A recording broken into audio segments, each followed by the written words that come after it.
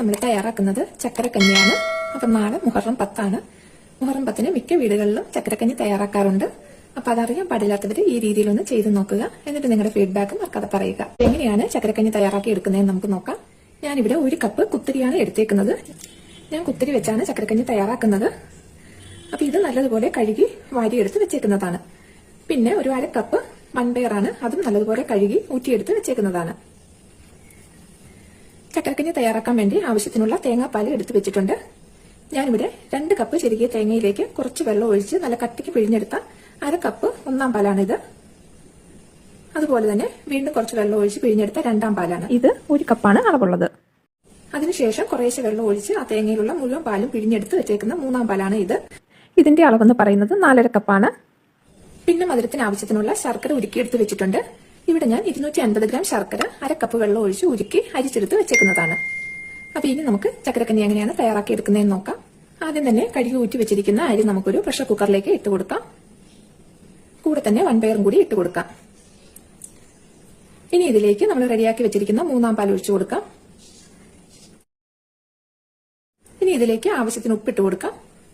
നല്ലതുപോലെ ഒന്ന് യോജിപ്പിച്ച് അടച്ച് നമുക്ക് സ്റ്റൗവിലോട്ട് വെക്കാം. നന്നായിട്ട് തിളച്ചു തുടങ്ങുമ്പോൾ ഒന്നുകൂടി ഇളക്കി കൊടുക്കാം. ഇനി ഇത് അടച്ച് വെയിറ്റ് ഇടാം. ഒരാവി വന്ന് കഴിയുമ്പോൾ ഫ്ലെയിം ഒന്ന് നമ്മൾ സിമ്മിലേക്ക് മാറ്റി കൊടുക്കണം. എന്നിട്ടൊരു 10 മിനിറ്റ് ലോ ഫ്ലെയിമിൽ വെച്ച് നമുക്കിതൊന്ന് വേവിച്ചെടുക്കണം.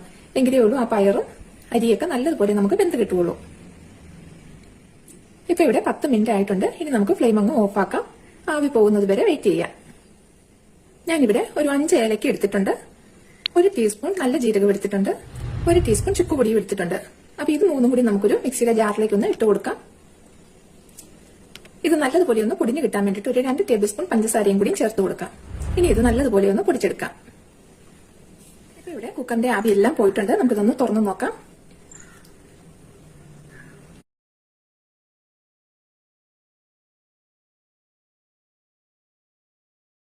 അരിയും പയറും ഒക്കെ നല്ല പാകത്തിന് തന്നെ വേവായി കിട്ടിയിട്ടുണ്ട്. ഇനി നമുക്ക് എടുത്തു വെച്ചിരിക്കുന്ന 2-ാം പാൽ ഇതിലേക്ക് ഒഴിച്ചു കൊടുക്കാം. നല്ലതുപോലെ ഒന്ന് യോജിപ്പിച്ചിട്ട് നമുക്ക് സ്റ്റവ് ഒന്ന് ഓണാക്കാം. 2-ാം പാലിൽ ഒരു 2 മിനിറ്റ് നല്ലതുപോലെ ഇതൊന്ന് തിളയ്ക്കണം. അങ്ങനെ 2 മിനിറ്റ് നന്നായിട്ട് തിളച്ചു കഴിയുമ്പോൾ നമുക്ക് ഇതിലേക്ക് ശർക്കര നീര് ചേർത്ത് കൊടുക്കാം.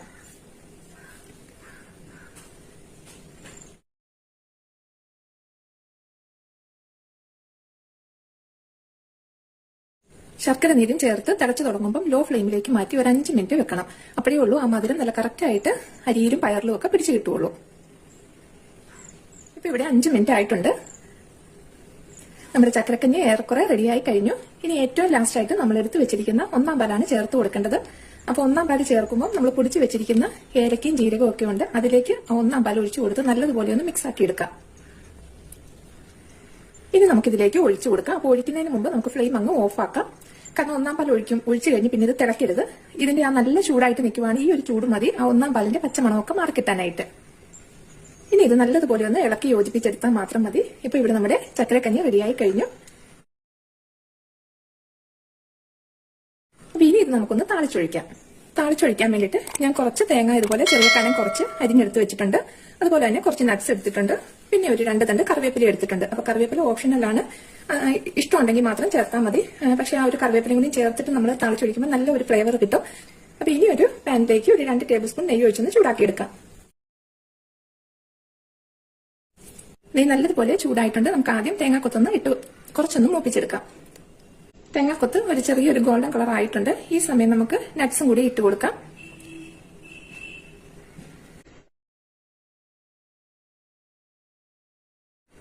ഇപ്പൊ ഇവിടെ നട്ട്സും പാകത്തിന് മൂത്ത് കിട്ടിയിട്ടുണ്ട്. ഇനി നമുക്ക് ഫ്ലെയിം അങ്ങ് ഓഫ് ആക്കിയിട്ട് 2 തണ്ട് കറിവേപ്പിലയും കൂടി ഇട്ട് നല്ലതുപോലെ ഒന്ന് മൂപ്പിച്ചെടുക്കാം.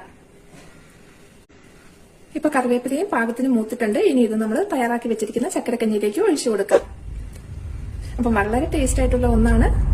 ഈ രീതിയിൽ ഉണ്ടാക്കി നോക്കിയിട്ടില്ലാത്തവർ തീർച്ചയായിട്ടും ഒന്ന് ഉണ്ടാക്കി നോക്കുക. ഈ ഒരു റെസിപ്പി ഇഷ്ടമാവുകയാണെങ്കിൽ ലൈക്ക് ചെയ്യാനും ഷെയർ ചെയ്യാനും മറക്കരുത്. നിങ്ങളുടെ അഭിപ്രായങ്ങൾ താഴെ ഒന്ന് കമന്റ് ചെയ്യുക. ഇൻഷാ അല്ലാഹ് നമുക്ക് പുതിയൊരു റെസിപ്പിയുമായി വീണ്ടും കാണാം.